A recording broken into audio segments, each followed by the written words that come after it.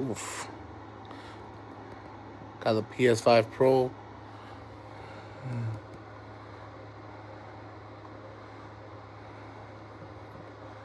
It's still downloaded the online section.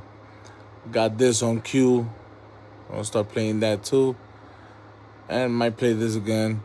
Put it on download. I could stream, but I can't do live stream if I do that. So far, liking this PS5 Pro. Nice.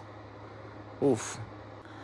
Soon, I'm gonna put a little bit. I'm gonna put a camera up there so y'all can see me on Twitch doing live stream. For now, I guess this will be my setup. I bought a mount to mount it up there. That will be coming soon this week.